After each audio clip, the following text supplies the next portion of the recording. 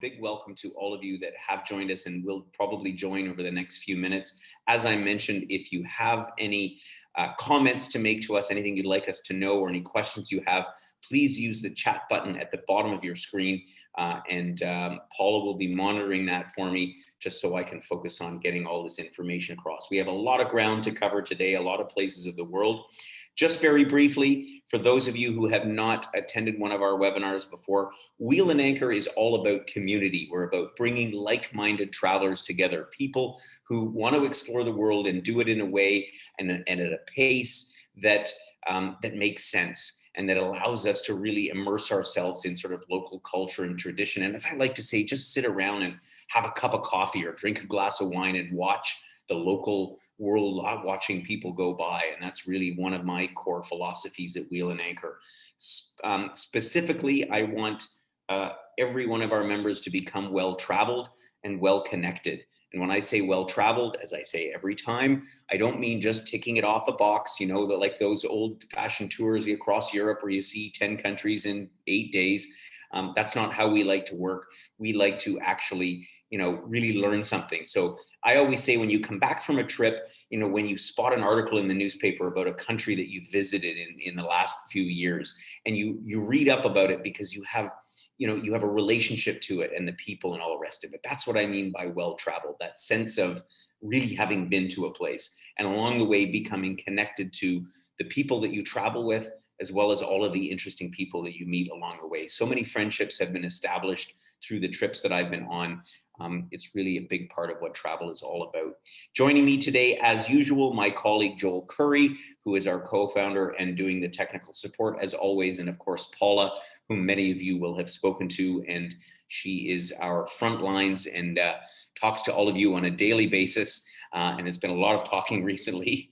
And we'll answer any questions that you have specifically about any of the trips to book. So let's move on quickly. The concept of Liveaways embodies a few different ideas that we had when I came up with this. And, you know, as many of you know, I've been around this business for a long, long time.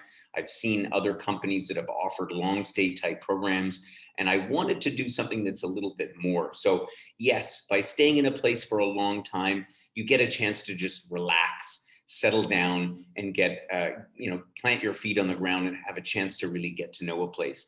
What we've done a little bit differently is we try to offer some flexibility. So we want there to be an organized program. We want there to be enough things for you to do, but without feeling like you're paying for all kinds of tours that you don't necessarily want to go on. So that's why we introduced the idea of our activity credit, so that this covers roughly between 2/3 and 3/4 of all of the excursions that we would offer on the Liveaway. And you can kind of choose what you want to do. Do you want to do more active stuff? Do you want to do cultural stuff, historical? Do you want to do hikes and walks, or would you rather do more leisurely programs? So that's the idea behind it. And of course, there's lots of time at leisure to explore on your own, and between our host or hosts who will accompany the trip and our local guides, you'll always have somebody that you can ask and say, hey, I want to go and see that museum, or I've heard about this gallery on the other side of town. How do I get there? And there'll be somebody there that'll point you in the right direction and facilitate you being able to spend the time the way that you want to.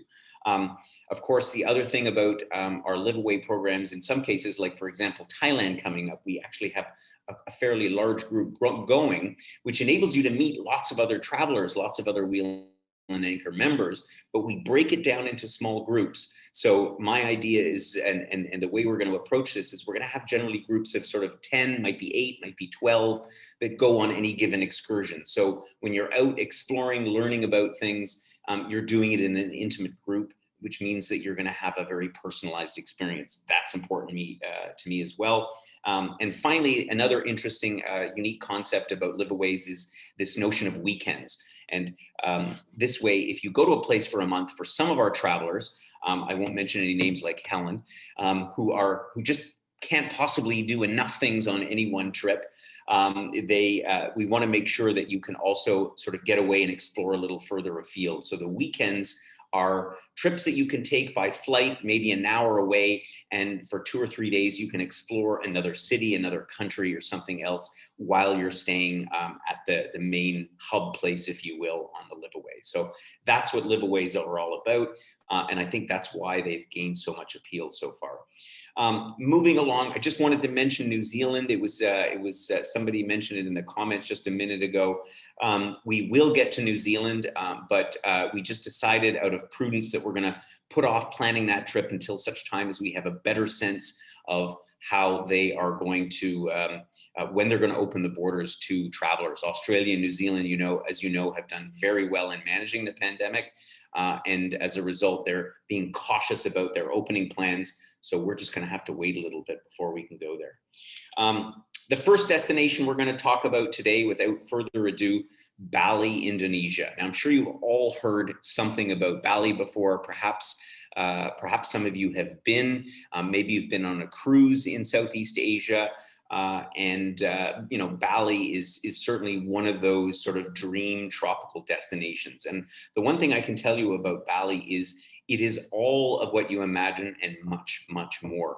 It's a small island, part of the archipelago of 17,000 islands that make up Indonesia. It's situated down in the south part, just to the east of East Java, which is the main island where the capital of Jakarta is. Bali is a really interesting place. It's just 8 degrees north of the equator, so it is definitely in the tropical zone. It's hot, or very warm all year round, and that's part of what the appeal is. And I think perhaps the appeal of Koh Samui, which, if you look on the map, is up just to the left of where the words Gulf of Thailand are. So it's actually quite a bit further north, and Bali is just to the south of the equator, about roughly the same distance as Koh Samui in Thailand is to the north. So why would we go to Bali? Well, first of all, obviously, as I mentioned, it's a tropical island. It's a volcanic island, as is much of Indonesia. Indonesia, of course, sits on the Pacific, the Pacific. What's I going to say? The Ring of Fire, which is, of course, the volcanic chain of volcanoes that stretches all the way through the Pacific. So it's a volcanic island. And there are 2 volcanoes. One of them actually erupted just a few years ago, as you will have heard. Luckily, it wasn't a major deal, but it did sort of affect travel to the island for a while. But it means that we've got temperatures in the high 20s and 30s pretty much all year round.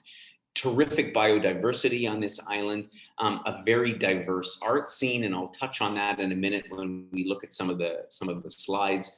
And the wonderful, warm, friendly, and very talented and artistic Balinese people. And this is, for me, what differentiates Bali from other tropical destinations in Southeast Asia. Of course, as many of you will know, the one big differentiator of Bali to the other islands in Indonesia is, of course, that they practice Hinduism there predominantly. So Indonesia as a country is mostly Islam, but Bali is this little enclave of Hinduism, which means that the people just have a little bit of a different approach, a different attitude, a different sort of friendliness. And the religious beliefs that are practiced by the Balinese people have a big impact on their day-to-day life, their festivals, their rituals, and that comes across, and you can really see that even when just visiting as a tourist, so to speak. How we're going to tackle Bali? Well, I give a lot of thought to these things because our typical Liveaway program, we spend 1 month in one destination. If you look at Koh Samui, if you look at Cyprus, if you look at Madeira, relatively small islands, and you can cover a lot of ground from one place. Bali, even though it looks small on the map, is actually pretty big. So you'd be hard pressed you certainly couldn't do a trip from one side of the island to the other in a day and back. It's just simply too far. So the idea for Bali is we'll probably split it into two 2-week segments. One of them likely around the central eastern city of Ubud, which is the cultural capital of Bali. And then for the other 2 weeks, we'll probably spend it closer to the coast in a place like Canggu or Nusa Dua or one of the places like that. One thing for sure in Bali, we are going to avoid the main tourist places. As you will know, Bali is a mecca, particularly from tourists from Australia and New Zealand, and they flood up to the areas of so-called Kuta and Seminyak on the southern coast. And it's not really conducive to the kind of experience that I would want to have for you, because there's so much to see in Bali that is beyond these mass tourism places. Talking about the weather for a second, I've touched on it before. It's warm. I mean, the temperatures never really go below the low 20s. And in March, in our winter season, so sort of let's say November until April, is actually the low season in Bali. The reason for that is it is the wettest time of the year. Particularly January and February are very, very humid. We would likely aim to go either in November or probably March, because that's when the temperatures and the humidity become a little bit more bearable. But as I say, no problem, it's never cold. That's one thing for sure. Let's look at a few of the things that we might do while we're in Bali.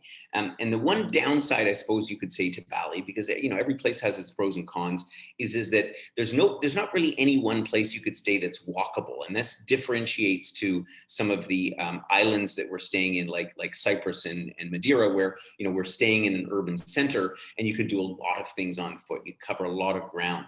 With Bali, it's very spread out. So that's another reason why we would spend 2 weeks, 2 times 2 weeks, because we want to be able to see as many things as we can, and we rely on local transportation like taxis, which are in Bali, thankfully, very, very cheap.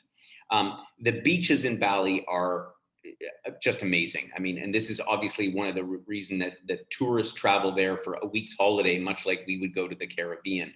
It's not the predominant reason why we would go to Bali, but certainly for anybody that likes to walk along magnificent beaches, there's white sand beaches, there's black sand beaches.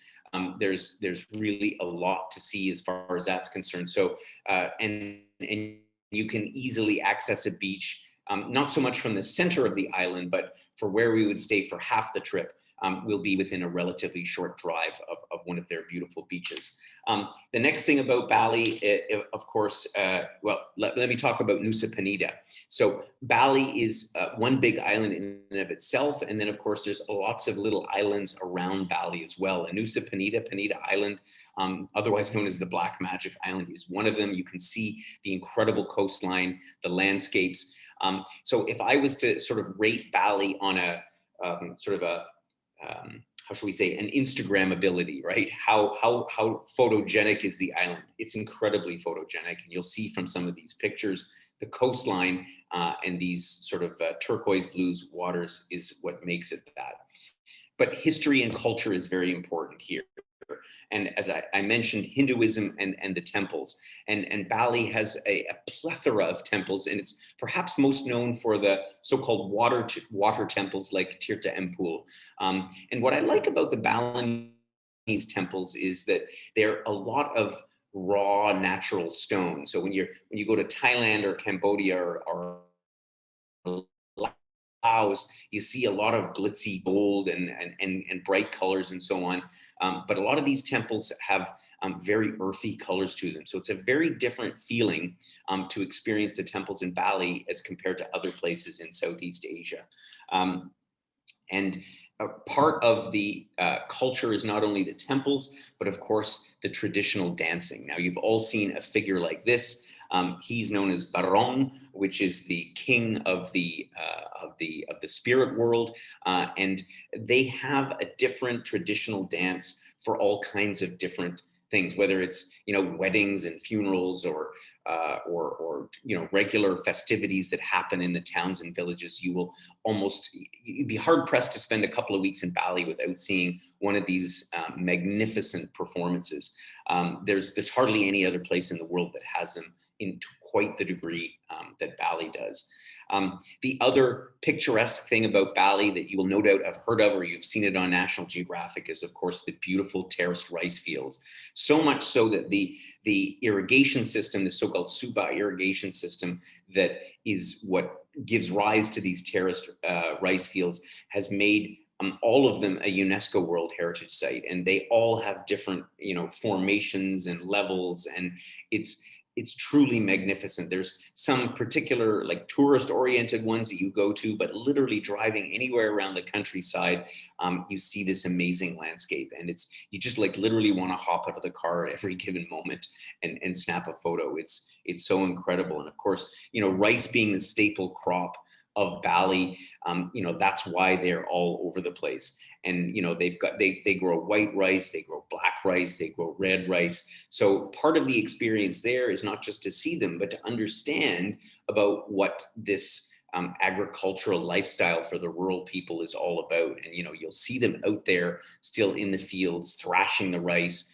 As it's incredibly labor intensive, and I find that whenever I take people to this kind of experience, and we see how tough some people have it, making their life, making their livelihoods working in the rice field, it's amazing. One of the other things I love about Bali is the design skills that they have there. Most of our members are sort of at a point in their lives where they're not so much into shopping. I still am, and I'll tell you, the stuff that you can buy in Bali is incredible. The arts, the handicrafts, all unique stuff. It's why you see shops in all over the world that import stuff from Bali, because they have incredible design skills. Batik being one of them, and batik itself actually is a wax dyeing technique. That's how they get these colorful patterns. It actually originally comes from Java, but a lot of it now happens in Bali. And one of the things that we would do, and I'm sure particularly the women would enjoy this more perhaps than the guys, is go to a batik making class and see how they actually produce some of these very, very colorful textiles. Another thing that Indonesia, of course, is known for is coffee. And although most of the coffee is more grown on the islands of Java, one of the things that's unique to Bali is, of course, the so-called Luwak coffee. And some of you will have heard of this before. It's one of the world's most expensive coffees because it comes from the feces of the civet cat. So they eat these red berries from this special bush, which is essentially a coffee tree. And out the other end comes coffee beans. It's quite remarkable. There's a lot of controversy about this because, of course, it became wildly popular because it's so exotic. And so now there's a bit of a question about, whether or not the treatment of these animals is actually humane or not. But nevertheless, we'll take an insight into what this very unique style of coffee is all about. So that's a few of the things that we'll do while we're in and around Bali. Again, there's no shortage of things to do and see. But while we're there, we'll probably look at a couple of weekend options that are not too far afield. Specifically, first of all, the Komodo Islands. You probably will have heard of these very famous creatures, the Komodo dragons. They are an endangered species, and they only reside in this part of the world, in the Komodo Islands, which are about 500 kilometers away from Bali. So we will either fly over there, or if we have the opportunity, we'll take a yacht program and for a few days sail over, see the Komodo Islands, and then come back. And so that's one of the things that we would do. Maybe not during the time in Bali, only because there's so much to do while we're there. We'd probably make it either a pre-program or a post-program, because I think it's really worth it when you're already down in that part of the world to go and see these Komodo dragons. The other thing we'll do is nearby, the island immediately adjacent to Bali is called Lombok. It's Bali's little sister. And Lombok has its own majestic volcano on it called Mount Rinjani, which is almost 12,000 feet in elevation. So for the real intrepid of our members, you can actually climb up it. It's possible to go up and back in just one overnight trip. So it's a terrific experience. And Lombok, again, being one of the islands that is not part of Bali, it's its own place. It is, again, it's Islamic culture. So of course, people there are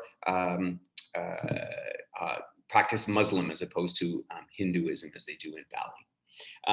Good. So when we're staying in Bali, the accommodations here, we would probably have more resort style accommodations. They've got a lot of beautiful, beautiful resorts, all done in Balinese style. Like you can see on the left-hand side, wooden floors, high ceilings. You're less likely to find accommodations with kitchens and so on, like you'd find in some of our other excursions. But if we do go to Bali for 2 weeks and 2 weeks, the other thing that's really interesting about Bali is that it's very inexpensive to dine out. So we would probably just pick more conventional hotel resort style accommodation. And I can tell you the designs, the places to stay in Bali are absolutely stunning. In terms of food, because a lot of people are always concerned what I'm going to eat on these trips. Well, Indonesian food obviously has a lot of fruit. Rice, of course, is the staple of Indonesian cuisine. You've probably heard of nasi goreng before, which is a form of fried rice. The food in Bali is really, really delicious. It's quite exotic for our tastes, but it's not overly spicy like you'll find in India or like in Thai cuisine, for example.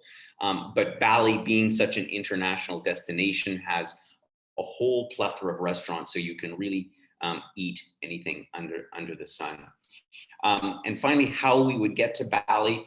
To fly to Bali is a fairly long journey, I'll be honest with you. So, out of Toronto or even Vancouver, you're looking at, over 20 hours of flying time. You've got to make one hop to the major gateways in Asia, or from Toronto, actually, it's almost equidistant whether you fly via Europe or the Middle East or you fly via Asia.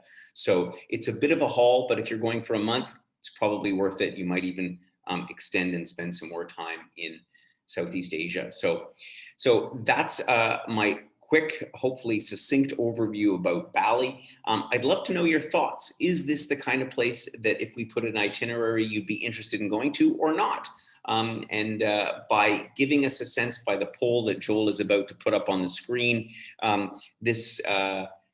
poll. Okay, so apparently there's no poll today. So, but you can let us know in the chat box if this is something that you think would be interesting to do, perhaps if you've signed up for Koh Samui for this coming year, or maybe, maybe Bali has always been one of those places that you want to go. Let us know, drop us either a note here during the webinar, or send us an email, because again, it's the feedback that drives our decision-making process about which of these trips we'll actually end up offering. So I'm going to carry right along because I've got my eye on the clock and I try to get these webinars in under an hour. So let's jump back across the world and head over to Tuscany, because Tuscany is and Italy in general is probably the most requested destination that we have from our members. For good reason. Who doesn't love to go to Italy? If you haven't been there already, you must go. And if you've already been, you probably want to go back. So just a quick explanation. Of course, Tuscany is in the central part of Italy, north of Rome, south of Genoa, Bologna. And it's this hilly countryside that, again, we've all sort of seen in pictures and postcards. Why would you go to Tuscany? I don't even think I need to explain why you'd want to go to Tuscany. Incredible history that goes all the way back to the Bronze Age, beautiful rolling hills, the countryside with these stone villages on top of them.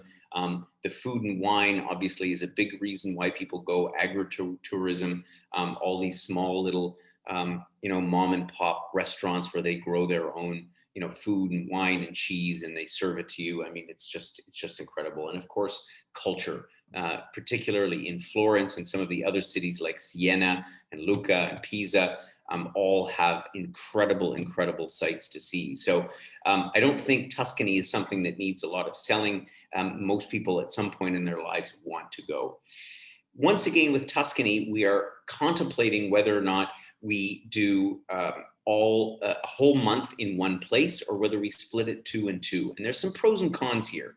if you look at Florence, for example, Florence is a city you could easily spend 2 weeks in and you wouldn't even have to leave the city boundaries because it is packed full of things to do. It's one of my favorite cities in Europe. Whenever I'm anywhere nearby, I make a beeline for Florence because I just love hanging out, enjoying the food, soaking in all that culture. On the other hand, the countryside in Tuscany is absolutely beautiful, majestic. You get a sense of it from the picture here and the ones that'll follow. The challenge again here is always one of transportation. In the city, no problem to get around, and to get to major cities by public transit is again very easy. In the countryside, on the other hand, you really need private transportation. So we either need to arrange private vehicles, which we certainly can do. They're very expensive in Italy, or you drive. But what I find is a lot of people from Canada aren't necessarily so comfortable driving on those narrow Italian roads with the crazy Italian drivers. So this is one of those things that's part of the reason why if we do 2 and 2, we have the benefit of being able to sort of walk around doing everything on our own steam in Florence, and then spending 2 weeks where we're reliant a little bit on sort of private transportation. So that's the consideration on Tuscany. But I'd love your feedback. Do you think you'd prefer to spend a month in the city? Do you think you'd prefer to spend a month in a villa in the countryside? Talking about weather, we would go to Tuscany likely in the early part of the spring or in the fall. Summer is way too hot, and winter, most everything is closed. So the best time to go is probably April or May, or September and October. October, of course, being harvest season for the vineyards in Tuscany. And so weather-wise, it's like spring or fall here, probably a little bit warmer than what we'd find in Canada. So not really too much of a factor, but spring or fall is the time that we go. As I mentioned before, when we're talking about activities and excursions, the big factor here is the cost of getting around if you're out in the countryside. So that's what we're looking at. So first of all, let's talk about some of the things that we do. And while we stay in a place like Florence or in Siena or in any of these other larger cities, the museums and galleries are just incredible. I mean, I don't need to mention the Uffizi with, Botticelli's Birth of Venus, and of course the Accademia Palace with the very famous statue of David by Michelangelo. And this is the odd thing, because a lot of people travel through Italy on tours that spend, a night or 2 or maybe 3 nights. You need more time to really capture the essence of the culture and the history in these incredible galleries that they have there. We'd also go down to visit Siena, which is another relatively large medieval city that is about an hour and a half away from Florence. And so this is another place that we could stay, but there's probably not enough going on. So I'd rather, personally, I think it makes more sense for us to stay in the countryside or right in Florence itself, and then do a day trip to a place like Siena. And Siena is on top of a hill, like many of the cities in Tuscany. So there's a lot of walking in narrow streets and cobblestone streets. And what I've seen is that a lot of trips end up like stopping, and you end up for 3 or 4 hours in Siena, and it just doesn't do it justice. You really, really need to spend an entire day to take in the magnificent architecture of a place like this. Looking at some of the places in the countryside that we would go, down in southern part of Tuscany, you have a town called Montepulciano. I was actually just there in January, not of last year, obviously, but the year before. And I love southern Tuscany because this is really the epitome of where you see these stone towns built on hilltops, with forests and valleys and vineyards. I mean, it's just incredible. It's as the caption says, it's a foodie paradise. But you can go from one town to the other, and you really get a different sense of what Tuscany is all about. And the other nice thing is it's great for sort of hiking and cycling. So this is one of the things that we would look at for such a trip, is how do we incorporate a little bit more of an active aspect of the holiday. I mean, we don't want to walk for 8 hours a day, but really walking around in the hills of Tuscany is part of what the experience is all about. And Val d'Orcia, which is not far from Montepulciano, is one of these incredible valleys that gives you this sense of the vast landscape of Italy. I mean, it's really, really huge, and you almost feel like you're not in Italy because, you know, we associate it with these very densely populated towns and cities. But when you get out here into the Tuscan countryside, there's just so much open space, and it's really, really terrific. The agriturismo is probably one of the main reasons that people come to Italy. I can think of some very dear friends of mine that travel every single year to Tuscany just to eat and drink. It's a perfectly valid reason for doing it because the food and the wine is simply so good. And agriturismo are these small establishments, usually family-owned operations where they grow some of their own food and vegetables or wine, or they, you know, raise cattle to make dairy and cheese and so on. And then they're able to sell all of their products right on the premises. And of course, it's like your Italian grandma's home cooking. And this is like literally in every corner of the province. So this is really one of the main reasons that we want to visit Tuscany. So talking about a few of the weekend options that we would do. So what would we do if we stayed for a month in Tuscany? Well, to be perfectly frank, I think there's enough to do that you really wouldn't want to travel too far beyond the boundaries of Tuscany. So much as I said for Bali, I think we would probably look at doing something either before we go or maybe in the middle between the 2 and 2 if we do it in 2 ways. Or going at the very end. And of course, Venice is a place that needs certainly no introduction. And if you haven't been there, you really owe yourself a trip. And there's many different ways to do Venice. And particularly now that they've banned, you know, the massive cruise ships from entering the Grand Canal, the main harbor in Venice, while it's still a very, very busy place, if you go in a little bit the off season, so the earlier part of the spring or the fall, you get a better sense of this incredible city, which is of course built on stilts and is slowly sinking into the Mediterranean, into the Adriatic Sea. So we should probably go sooner than later because they're having a bit of a tough time keeping it afloat, so to speak.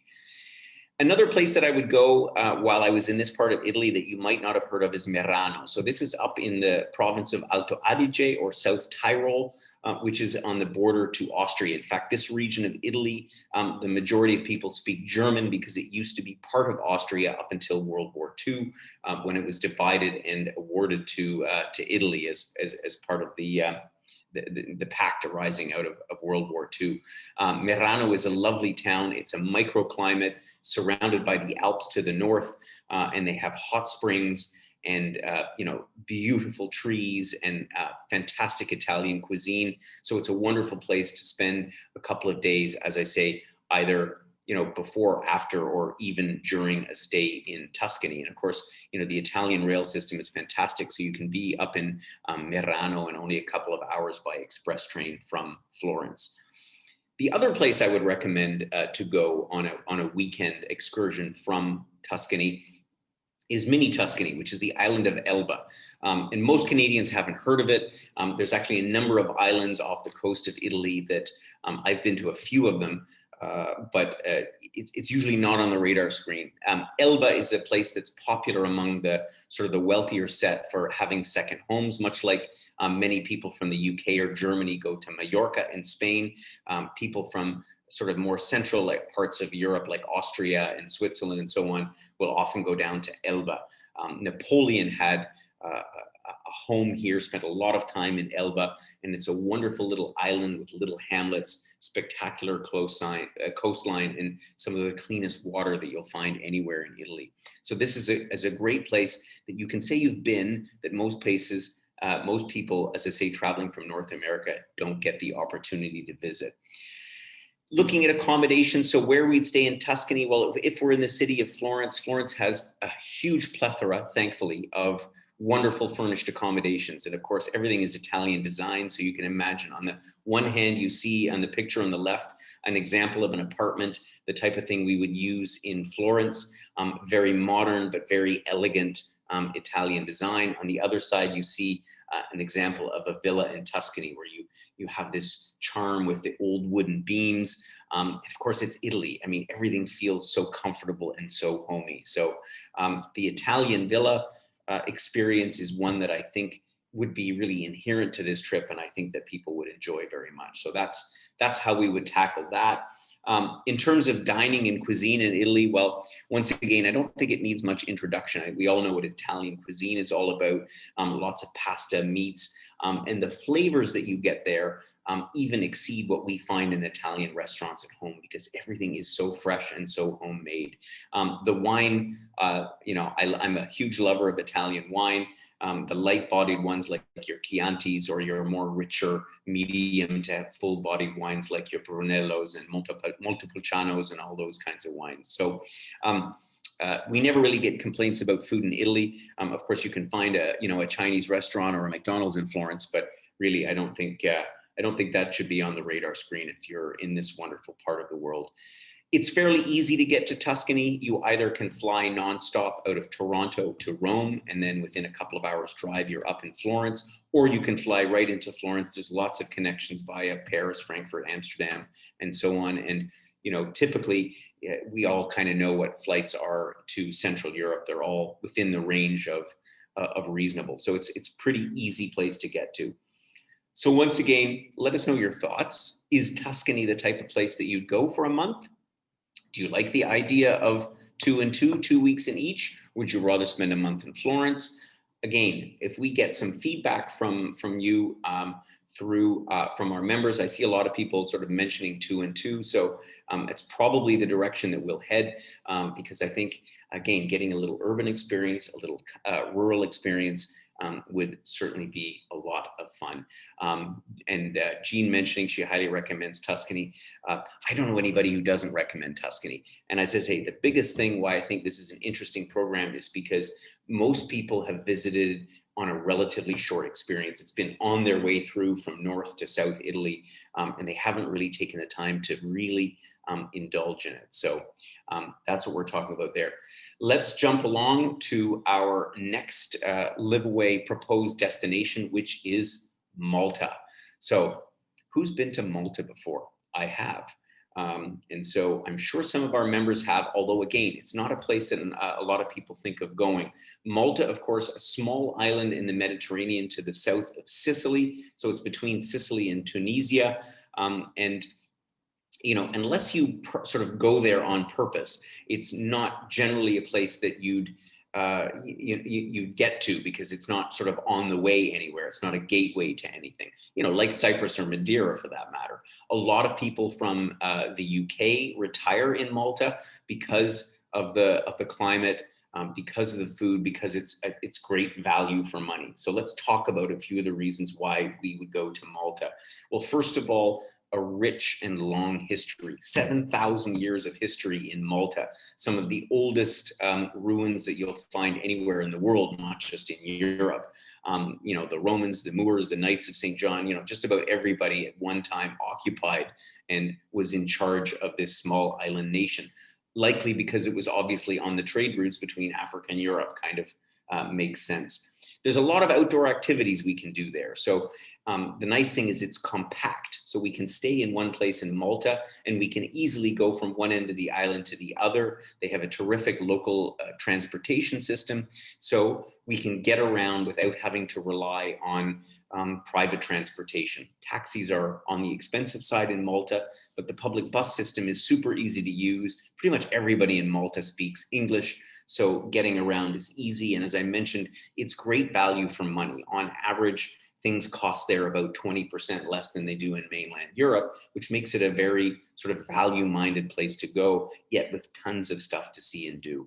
Weather-wise, Malta is a sort of a subtropical Mediterranean climate, right? It gets a lot of influence from winds that blow north from the Sahara, and keeps the weather as high as the high 20s, even in the middle of winter, typically sort of in the low to mid 20s. And although it says a lot of rain here, actually Malta gets 300 days a year of sunshine. So it's a very, very sunny place. In fact, usually you welcome some rain. You can see from the pictures, it's quite an arid landscape. So it's very dry there. So although it says days of rain, it doesn't mean it's going to rain the whole day. In fact, that would be highly unlikely. You're more likely to get a sort of a sprinkle here and there. Talking about activities and excursions, as I said, the nice thing about Malta is it's easy to get around, and it's easy to get around on your own. In each of the little towns and cities that sort of, you know, a lot of them are around the perimeter on the coast, they're very comfortable to walk around.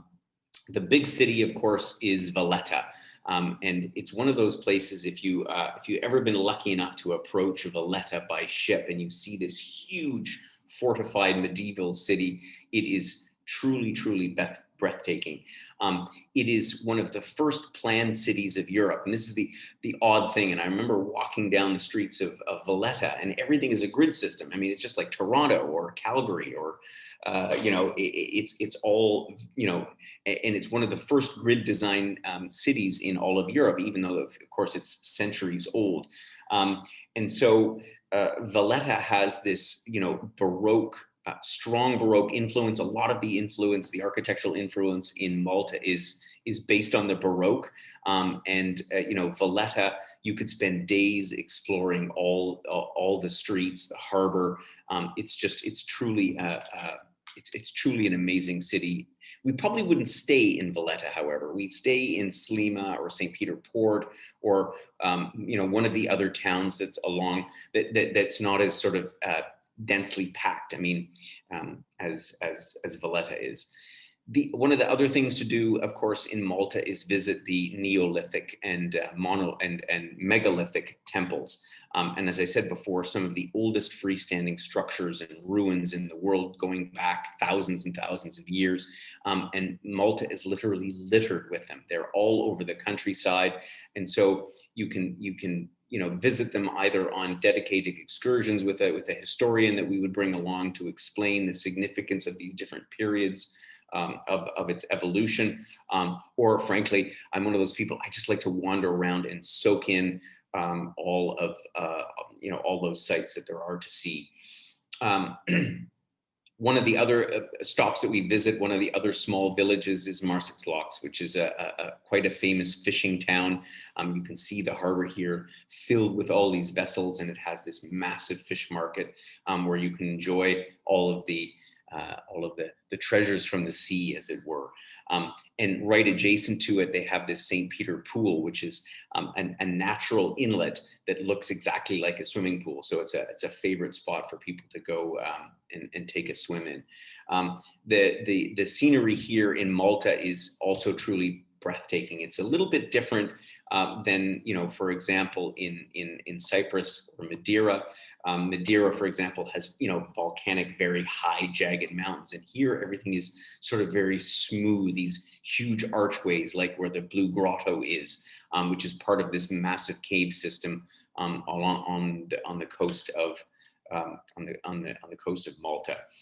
Inside Malta, again, you've got a number of charming cities like Medina, which you know, is many of these cities were formed by the noble families of these different groups that occupied Malta over the centuries. And so the doors of Medina is something you could literally go around photographing all of these incredible doorways that they have. And it's a silent city, so there's actually no vehicles inside the city, which is also one of the things that makes it a little bit unique, and what makes the whole place, you know, sort of a very different place to visit than some of the other ones that we might go to. Malta is actually 3 islands, Gozo being the second largest of it. And again, you get a sense of this incredible geology from Gozo. So this is where people, particularly from Malta, go to sort of get away from it all, because sometimes they say Gozo is like Malta was, you know, 30 or 40 years ago before the tourists arrived en masse. They have this very cool inland sea called Juera in the middle of the island. And so for those that have been to Malta already, and I see some remarks from some of our members, you know, did you get a chance to go to Gozo? Was that sort of on your list? Because typically you go there. Again, Europeans will come for like a week-long holiday and maybe stay at a small B&B or a resort in Gozo, but people passing through often don't get a chance to visit the other parts of Malta. It requires a little bit more time. Similarly, Malta's smallest island called Camino is where you find the Blue Lagoon. And this is where you get a sense of the incredible turquoise blue. It's more like an aquamarine color. I mean, the picture sort of says it all. It's just part of the incredible coastline that you'd see. So in terms of overall scenery in Europe, has to be one of the most incredible islands to visit. While we're in Malta, though, because of its location in the middle of the Mediterranean, it's a short hop to other places nearby. So in less than an hour's flight, for example, we can be in Palermo, Sicily. And so Palermo, so Sicily is notorious for its own reasons. Of course, you know, the mafia has its headquarters here, and it often gets a bit of a bad rap. Southern Italy has been more economically challenged than the northern part of the country.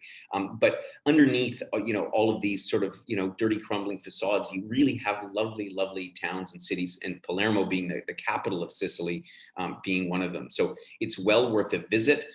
Once again, it would be an easy trip to do either for a couple of days while you're in Malta anyway, because as I say, it's about an hour flight. Everything's easy. The airport in Malta is just as close to the main towns as anything, because everything in Malta is close by.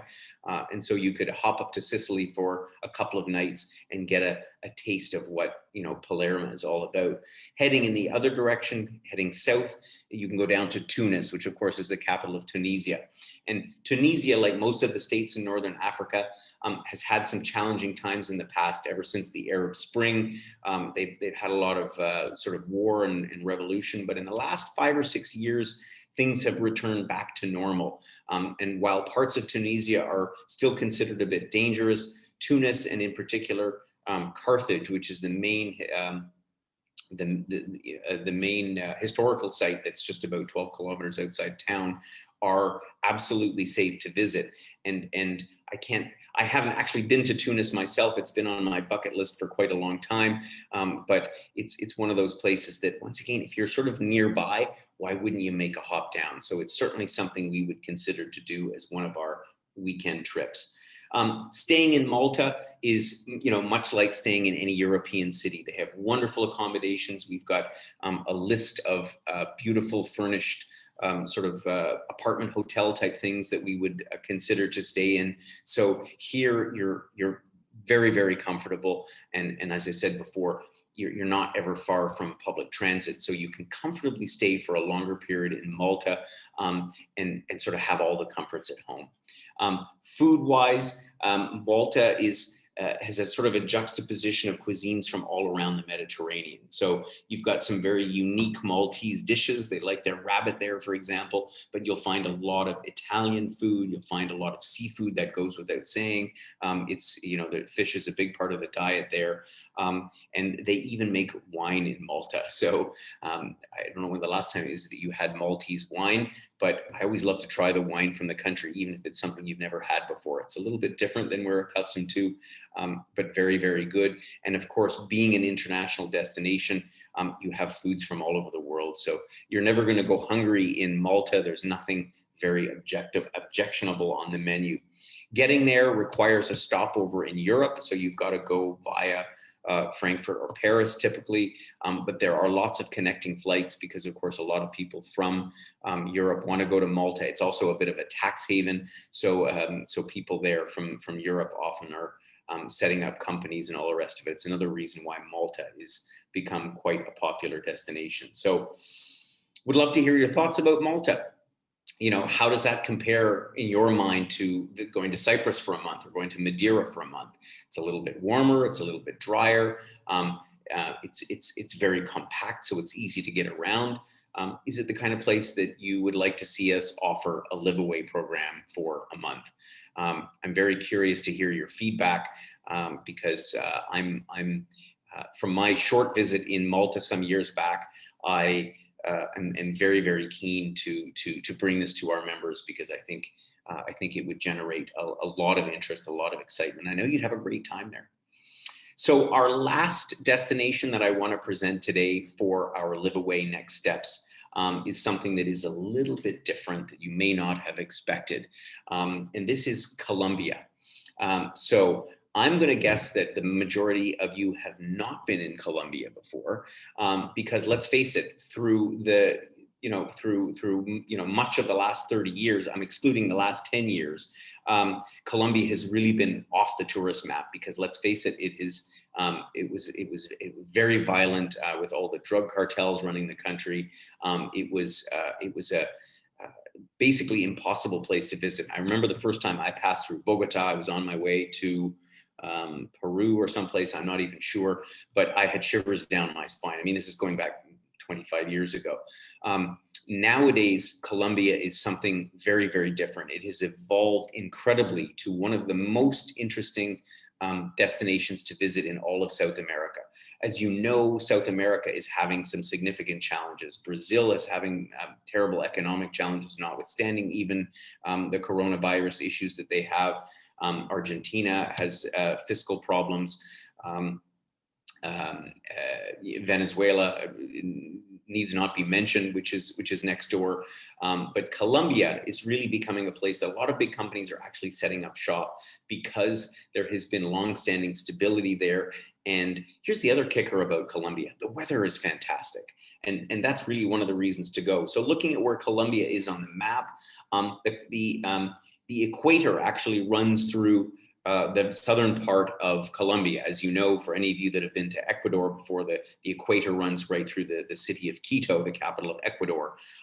And so it lies in the tropical zone. But of course, Colombia has 3 ranges of mountains, the Andes being the most significant of those. So Bogota lies way up on a plateau in between 2 ranges of mountains. So even though it is in the tropical zone, the weather is temperate.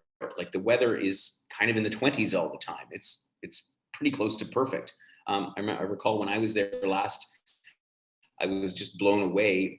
I think it was February, by how mild and comfortable and just perfect it was. So why would you go to Colombia? Well, as I say, it's been off the map for so long, and people are finally discovering it. The number of times that New York Times have written an article about Colombia in the last 5 years has been remarkable. And not just them, National Geographic, a lot of people have said Colombia is the new place to visit in South America. And I think it's worth spending a little bit more time, which is why I wanted to introduce the idea of a live-away there. It has incredible biodiversity as a result of its location. So you have, lush tropical jungle, you have these high plains, and you have the area in the South Country where they grow, of course, all the coffee. Secondly, the people in Colombia are known to be some of the friendliest in all of South America, which is a big reason, because you want to go to a country where you've got friendly people. And then thirdly, the architecture, which is truly remarkable, because as in other parts of Latin America, it has influences from the ancient empires that used to occupy that part of the world, but also, of course, from the colonialists that came in over the last century. So a lot of good reasons to go there. The weather in Colombia, as I mentioned, Bogota is kind of like springtime all year round. It is, sorry, did I miss a slide? Yes, I did, sorry. How we would do Colombia, sorry, Joel, I'm confusing Joel by jumping back and forth on the slides. Again, I'd probably do 2 weeks and 2 weeks. Why? Because I think that while the 2 cities that I'm going to talk about, Bogota and Medellin, are both very, very interesting, I think that there's it's a big country. There's a lot of ground to cover. And I think it's better to sort of spend a somewhat shorter time in each of them, so that you can see more of the environs and therefore cover a larger part of the country. So we would consider 2 weeks and 2 weeks. The weather, as I mentioned, mild, it's temperate. It's pretty much in the 20s almost all year round. And some of the best time to go is in our winter in January and February. So I think that is a lot better than staying at home at that time of the year. Some of the things that we would do while we are in Colombia: well, first of all, as I say, the first or second part of the trip, we would likely stay in the capital city of Bogota. And as I say, Bogota used to be off limits to travelers. I mean, people just simply didn't go there.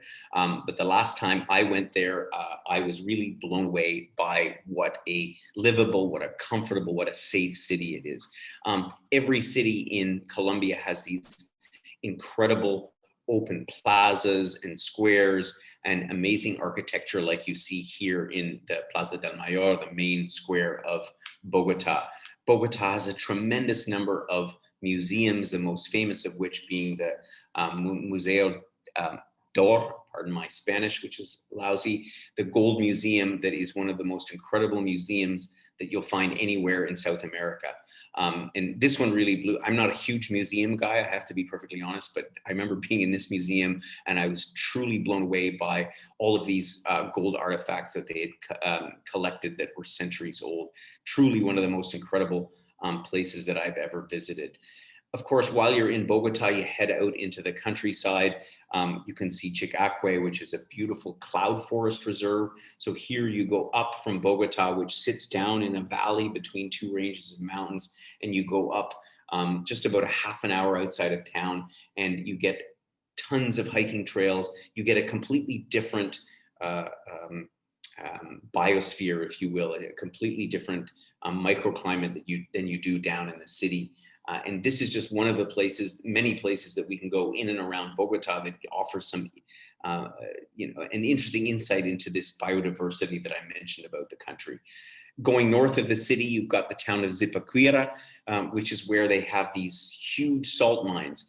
And in fact, in one of them, they built the quite famous, at least famous in South America, the Zipaquira Salt Cathedral. They built this whole cathedral inside the mine, 600 feet below ground. So I've seen some really interesting cathedrals in the world, but this one really has to top it. So as I say, a lot of things that we could do in and around. And what I wanted to say about Bogota and also Medellin is these cities are safe. You can walk around pretty much all over town. They've got some wonderful quarters for shopping and cafes and restaurants. It's really, really a comfortable place to be. Medellin, which of course was the drug capital of the world some 30 years ago, and was one of the most violent places to be, has now become South America's sort of iconic city of innovation. Because they implemented this urban development strategy about 20 years ago, and it's totally transformed the city. They've got gardens and parks, and it's when you see the picture here, it's almost like a North American city, but of course with much better weather than we're accustomed to in Canada. It has some very interesting quarters to it, and this is part of what makes visiting here different than sort of just some other city. They've got neighborhoods like Comuna 8 and 13, and these are areas of town that were at the heart of these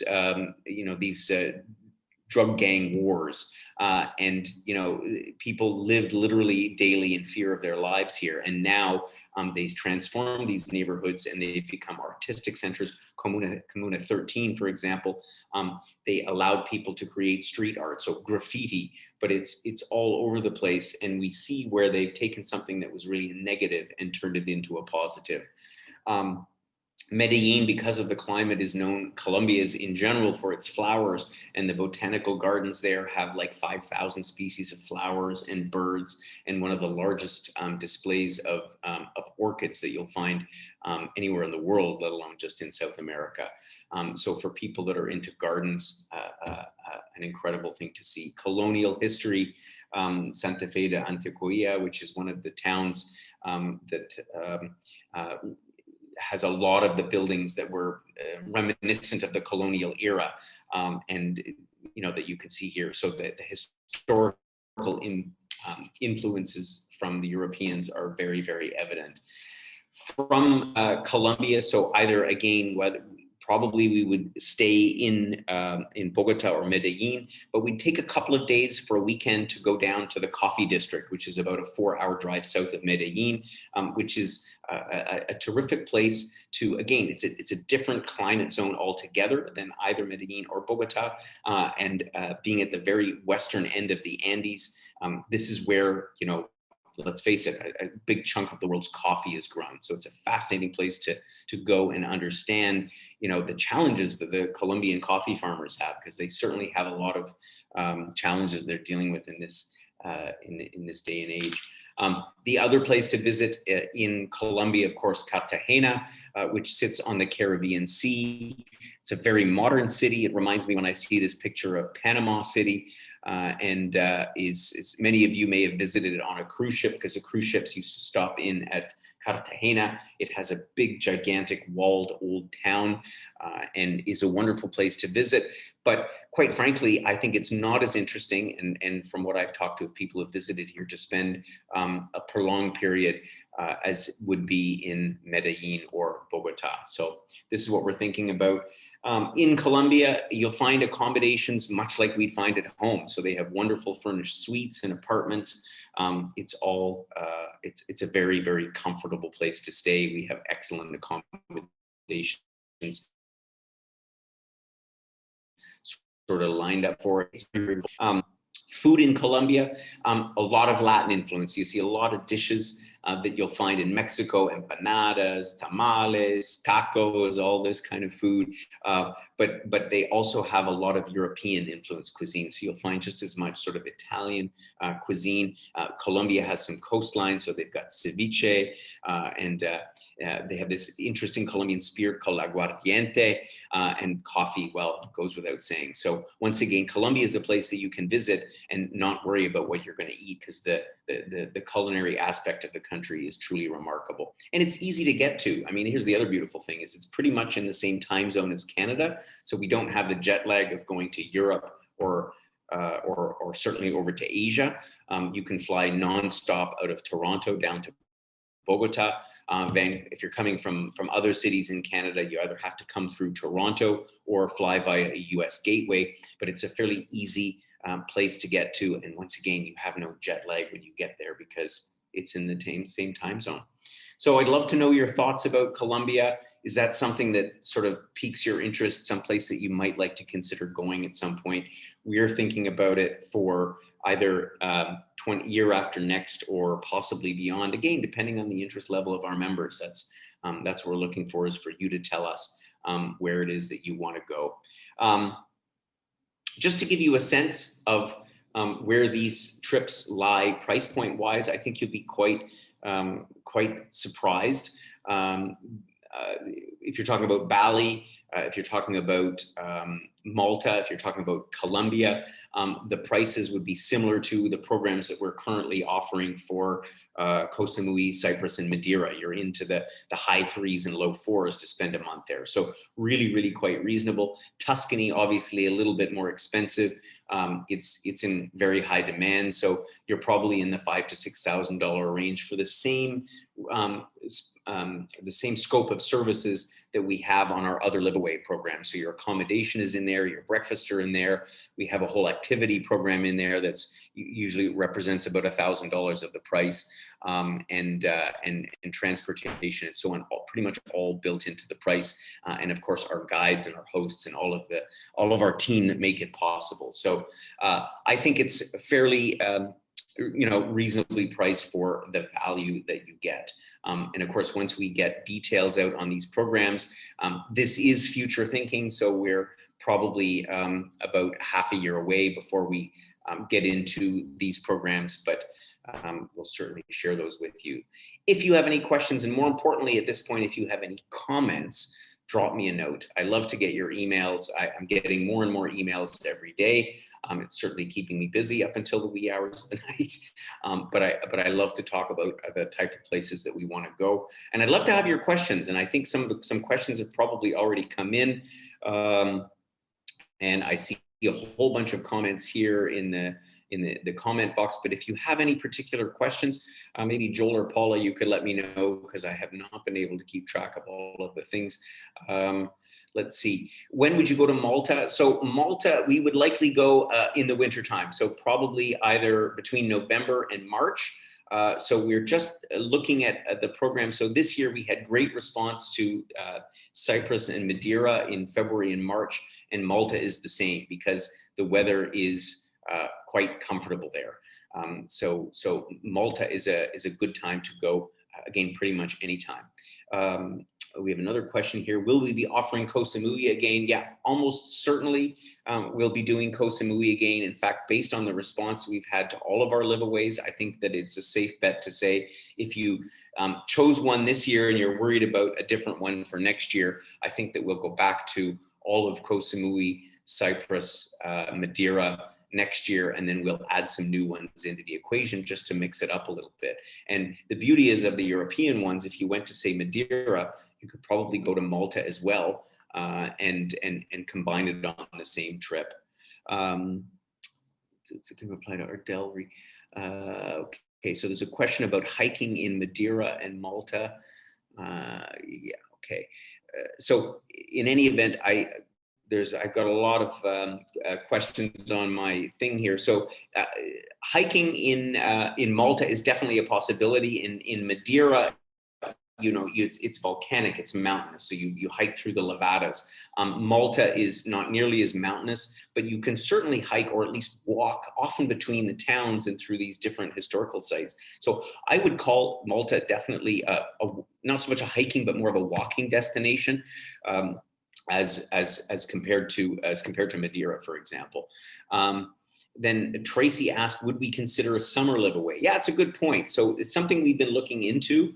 We're going to be launching later next month our 5x5 programs, which are not quite live-aways, but we spend 5 nights in each city. And there we're going to be doing Scandinavia as well as Germany and the Benelux countries, which is not quite a live-away. But I'm curious, is it something you go? Would you like to go somewhere for a month in some place where it's obviously summertime? This is something we'd love to get your feedback on.